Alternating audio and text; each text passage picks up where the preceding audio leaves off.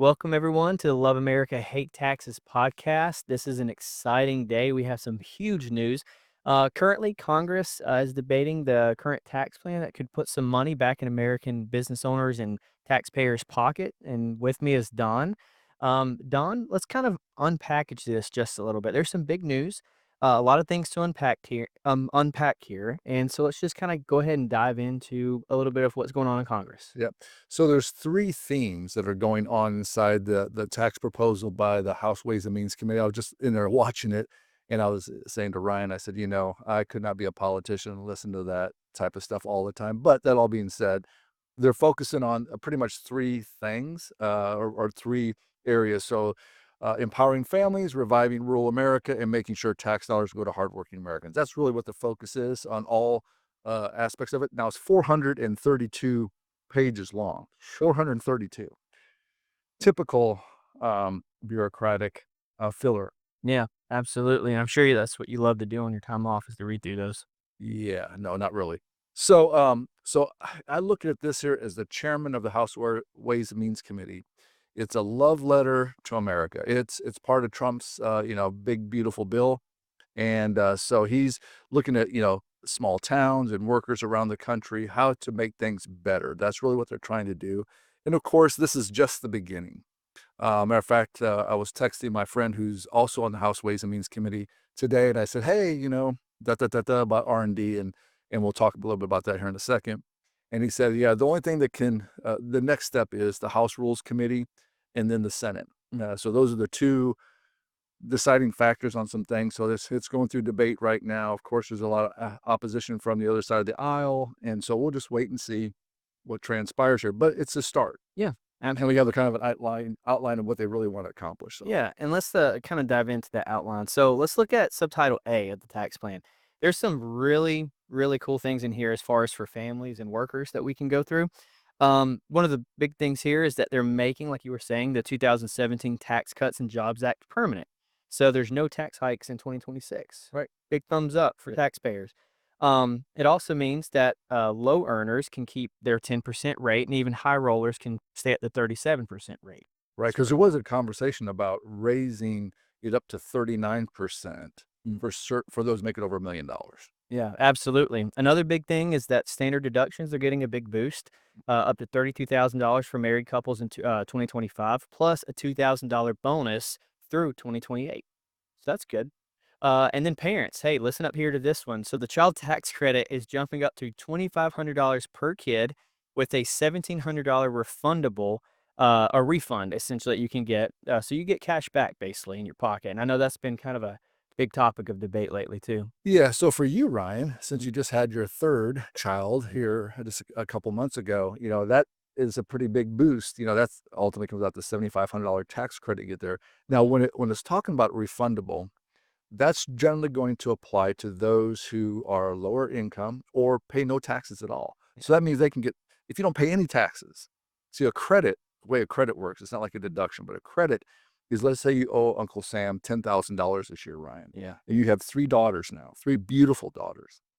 And, so you get 7,500. That knocks out 7,500 of your tax liability with these tax credits. So you only have to stroke a check for 2,500. That's a big help for families. But if you paid no taxes and you just filed and, there's no tax obligation, you're still gonna get a $1,700 per child. Wow. I know that would be helpful for a lot of families. Inflation's been really bad. So, I mean, it's a little bit, but it still helps, you know? Now, Well, this, and I'm sorry, I didn't interrupt you, no, but the other part of that, you talked about the deduction. So that means that you and any married filing jointly with that $2,000 bump, they can make $34,000 this year tax-free. wow, Yeah, that's awesome. That's really no big. tax liability. That's amazing. And for someone who's single, the 10% the 10% tax rate is up to $12,000, $12,375. So you can make 12,000 after your deduction, your standard deduction, which would be half of the 32 or 34 would be 17,000. Then after that, you can make another 12,000 at only 10%. So Wow. you can make almost $30,000 as a single taxpayer at very little tax. Thumbs up. We love to hear stuff like that. Also, another big one here is that no taxes on tips for waiters, overtime for truckers, or any car loan interest for commuters. That's pretty big. I know that's been a huge topic as well. Yeah, yeah, for sure. Matter of fact, when I was listening to the debate going on there, that's one of the things that Trump put out there at the beginning. No taxes on wages and overtime, and so for someone who's waiting tables somewhere, this is going to be huge because, as we all know, they pay. Well, you used to be a waiter at one time, were you not? I was. Well, how much did you make an hour? Like $2 and something dollars an hour? Oh, yeah, I was very low. It's like Yeah, very 250 low. or something like Yeah, that. something like that. So you make your money on the tips. But this is gonna really be a boost for those who are in that type of position of waiting tables and so on and so forth, is being able to make up for that gap. And unfortunately, not everybody tips or tips very well. But the nice thing about it is not having to stroke a check for the tax liability. Now, it creates some logistical issues for these restaurants and stuff to, take care of that. But that's a whole nother conversation. As a matter of fact, there'll probably be a new business out there. And then overtime. Mm. So as you just mentioned before, because of inflation, a lot of workers out there, particularly those who are hourly, are working extra overtime. In the medical professional, I know my daughter-in-law, she'll work overtime, at the hospital to pick up some extra shifts or whatever the case is. They're not going to be paying any taxes on that, which is a huge, huge boost. And then, of course, Social Security is another issue where they're not going to have to pay tax on their Social Security benefits. Wow. So, $2,500 per kid is pretty big, Yeah. for that, like I said, it's an increase, which, like I said, helps. But along with this, some of this stuff is temporary as far as this goes. So, kind of walk through that. Are we gonna have a huge letdown in 2028 whenever all this stuff expires? Yeah, unfortunately, that's the way the tax world works, and even like with the 2017 tax cuts that we're under right now, the Tax and Cuts Jobs Act, it had an expiration of 2025. So in 2026, then we were all going to get about a 22% on average increase in our tax liability. So when they make this whole debate, they have to offset expenses to create deductions. So they have to cut somewhere to create this ability to give you this tax benefit. But because they're within limits of how much they can do during this time period, a lot of times they'll put expiration dates. Now, we've seen this actually happen on the R&D thing where they expect Congress to address it Mm, later on. mm. Well, the challenge is Congress doesn't always do that. Matter of fact, this whole child tax credit issue has been the big holdup since 22 on the research and development credits, has been the debate and the issues with the child tax credit. So what they're doing is they're kicking the can down the road for more debate to come along. And who knows what that's going to look like. I'm not a big fan of it, but it's just, yeah, it comes with the territory. Yeah, absolutely. So, what other things like, you can use, some for medical expenses? Can you expense gym memberships now and things Oh, like yeah, yeah, this? yeah. That's the other thing too. So on HSAs, Yeah. so now if you're retired over 65, you can still contribute to an HSA. Okay. And they're going to open it up for on your gym membership. So if you have an HSA through your employer, or you contribute to an HSA, you can now deduct your membership at your health club. Mm, So that's going to be huge. mhm. Nice. Awesome. Well, also looking So at what that's going to do, Ryan? Sorry, to you're good, you got good. a little distraction over here, but the good news about that is that for all those gym owners out there, it's going to be huge. Now you can actually promote gym membership for a healthier lifestyle, and get a tax deduction for doing it. That's awesome. That is big for gym owners. That's And awesome. and you mentioned one other thing too. I'm sorry, I want to pull back here. So, um, you know, owning a vehicle or buying a vehicle is an Mhm. expensive process, and interest rates have gone up because of inflation. So they're looking at, just like you do on your home mortgage, is making your interest on your car loan deductible as well. Now, I believe that's certainly a huge shot in the arm for car dealers out there. One of our employees is about ready to marry a car dealer, Yeah. so she should maybe get a bigger honeymoon or something like that. I don't know what that's going to look like. Something like that, yeah. But the point is that they're just trying to make it another incentive to help U.S. And I believe actually it talks about utilizing U.S. Car dealers in this process too.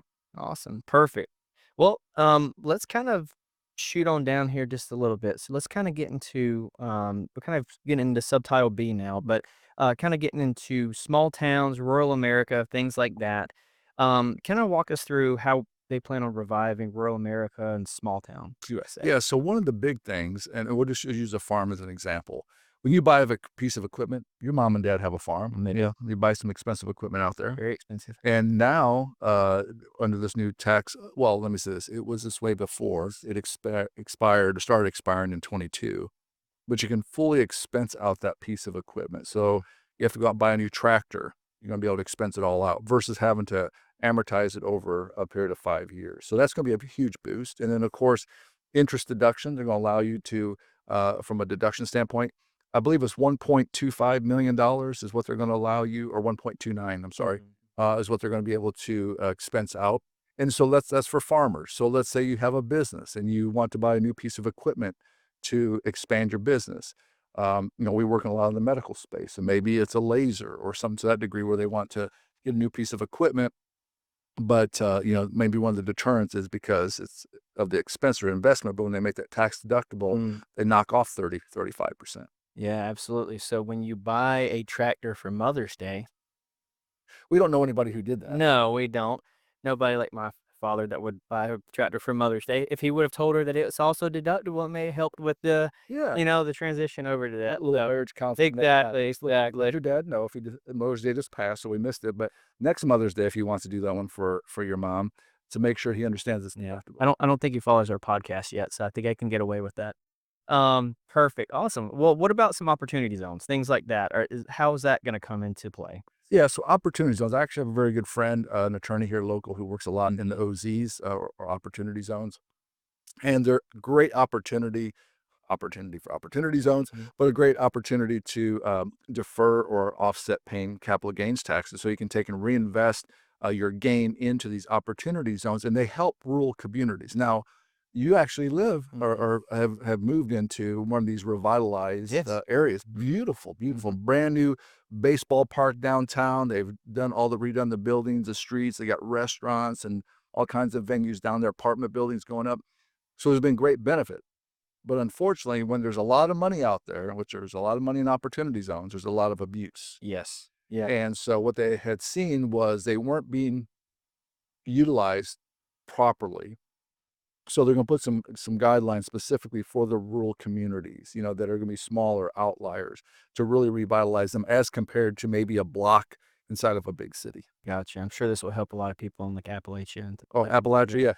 Particularly, I think that was actually Yeah. mentioned. It's Okay. Appalachia would be a great area. Of course, yeah, Western North Carolina, we had the flooding last year. That's going to be another opportunity. Some of those small communities. Awesome. Well, that's what we're fighting for. We want to see big changes like this. It's going to help small town USA, help them grow, help, like I said, rural America, kind of the heartland, grow and be strong.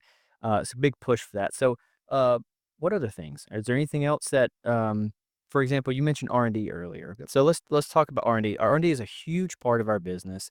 We have a lot of clients, and since 2022, it's been kind of an uphill battle waiting for Congress to kind of move their feet, get some action, some movement on this. It's been a hurry up and wait scenario for the last almost 3 years for this. So let's kind of dive into that. What's changing? What's being proposed? Yeah, so as you mentioned before, even as recently as last year, the House passed the Section 174 fix, which for those who are not familiar with it, that's you have to amortize your R&D expenses over a 5-year period versus expensing them all in 1 year. The House passed it last year, 357 to 70, and it died in the Senate. My friend who's a congressman said that was a horrible decision on the part of the Senate because what it does is it costs them more money now when they're trying to put this tax package together. But what's inside this proposal, Ryan, is to allow immediate expensing on R&D expenses Mm. starting in 2025. Now, my texting back and forth with my friend, he said there is a way for them to make it retroactive, but it's going to come out of either one of the two places: the House Rules Committee or or the Senate. Mhm. So that's what we're waiting to see. That we'll see over the next weeks probably. I believe initially they thought maybe they could get this all done by Memorial Day. I think that's a pipe dream. Yeah. Then I read something here recently, maybe 4th of July, so kind of an Independence Day Yeah. celebration. So I would expect this going to be over the next weeks to come to get this resolved. But yeah, so right now they're looking at expensing it all at one time. That's going to help manufacturing. It's also software development and technology and AI and all these things out there that, quite frankly, was really, I believe I read a report like a 48% decrease Mm. in research and development since 22 because of the we call it a tax penalty because it was really harming a lot of small business owners out there in large businesses, but particularly small business owners. I Yeah. mean, they're paying unnecessary taxes on expenses they'd already expensed out. So, Yeah, it's kind of a pay us first and we'll pay you back later type thing if you know anything about trust in the government. yeah. You know? So, and from an Yeah. accounting standpoint, it's really a nightmare of having now you have if they don't get this fixed, which I expect, there's going to be lots of Mm. debate about it. I actually got an email last night, and I think I shared that with our leadership team that they're saying yet. Because the expectation is they're going to get this resolved because it's a hot issue. Lots of lobbyists out there, lots of industries are really pushing hard. Get this fixed and get it back to 22. But let's say worst case scenario they don't. You got to think about now. You got amortization for 22, 23, 24, and then you have immediate expense in 25. So it's going to be an interest in accounting nightmare. So Oh my gosh. Yeah, that would not be fun. So moving right along, let's look at subtitle C here. So this subtitle C is all about sticking it to the cheaters who've been kind of milking the system, things like that. They're deciding that they're going to kill some credits for the fancy electric cars, energy efficient homes, residential clean energy. So no more handouts for buying a Tesla or things like that. Keeping the cap on state and local deductions, limiting write-offs for sports franchise owners so that they pay their fair share, and certain things like the American Opportunity Credits, kind of doing away with those, or at least making sure that the Social Securities are there so that they can prove that the right people are taking them, just stopping fraud. So you want to kind of dive into that a little bit? yeah. So unfortunately, like I said, anytime there's lots of dollars involved, there's going to be a fraud involved. So let's talk about subtitle C. It's all about kind of sticking it to the elites and the people that, or not just elites, but the people trying to cheat the system, more or less, kind of killing certain things off, like tax credits for electric cars, energy efficient homes, residential clean energy. So no more handouts if you bought a Tesla, things like that, credits for that. Putting a cap on state and local deductions, limiting write-offs for sports franchise owners, making sure they pay their fair share. And then other tax credits like the American Opportunity Credit, you'll now need a Social Security number, so no breaks for illegals, things like that. But if you want to kind of walk into that a little bit, that'd be really good. Yeah, so I'll talk a little bit about the green energy. Listen, it's all about making sure we're good stewards of the earth. I get all that. But I think I shared this in one of our past podcasts, Ryan, that I talked about. I have a friend whose son works for a company here in North Carolina that created these big operations to collect up methane gas from cows. Okay. And what his son said, there is so much money involved in this here and all these credits and all this opportunity that's why you see a big run by ethical and unethical Mm. folks out there because there's so much money being put out. So really what Congress is doing, saying, listen, enough of the abuse, enough of the ridiculousness. Now, there's some, like the green energy credits and some stuff like there that's Mm. going to be reduced or eliminated to offset because again what I said earlier is we got to take and say okay where are we going to free up this money. Yeah. So when uh, Biden came out with the RIA, which is the I'm sorry IRA, the Inflation Reduction Act, it was to reduce the inflation issue, which didn't really come out to be the case. But what he did was all about green energy. And that's like I said about the methane gas and all these different things here, Sure. green energy, the credits, and so on and so forth. So that was one part of it. The other part of it is this what, so you all have heard of 501c, a nonprofit. Yes. There's a thing called a 501p. And 501p is what we're finding is there's a lot of money flowing out to terrorist organizations like Hamas out there that are utilizing these organizations in the United States, and people are able to give money to it. So they're going to put the kibosh on that real quick as Wow. well. And unfortunately, like I said, if there's loopholes, unfortunately, criminals are going to use it. That's amazing that that's even a thing. Oh Yeah. my gosh. Well, good riddance. IRS meddling, something that we don't want to deal with, and that's good. So, what Well, else? and the big thing too, like you were saying earlier, it's making sure, and this comes down to the whole illegal conversations, Sure. of making sure there's a social security number attached to every claim, and that you're a citizen, that you're a citizen of the United States, and that you have a social security number that you can make a claim.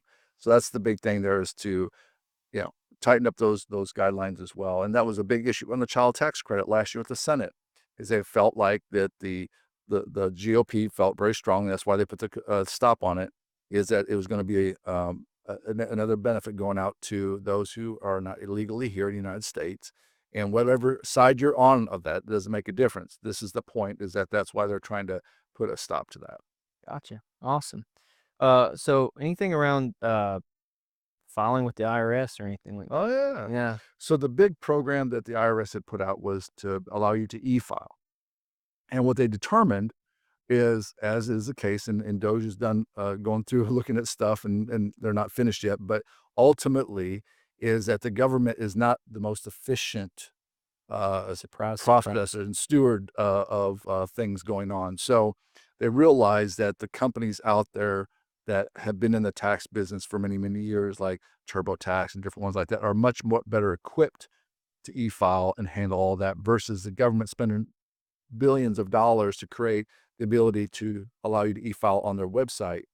And plus, it helps business out there as well. Certainly, there and some the IRS does give some credits or benefits so that you can use these other services, but the IRS doesn't have to go out there and build it. And so it's already been built by these tax companies. So Gotcha.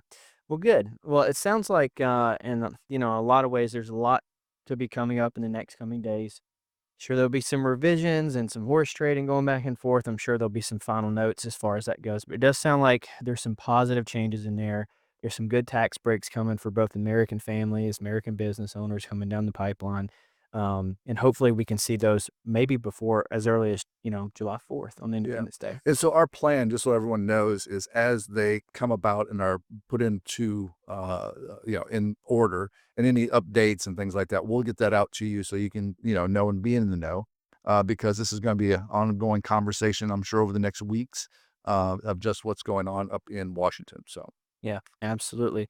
So, guys, if you like today's content, please like and share this wherever platform you're watching this from. Share it with somebody that you think that this information would be helpful with. If you have any questions or you want to just give us your thoughts, feel free to reach out to us via email. And the next time we'll get on here, we'll probably be discussing how this rebellious tax plan survives or not. So, we'll see how it goes. But, guys, thank you so much for joining us today, and we'll see you on the next one.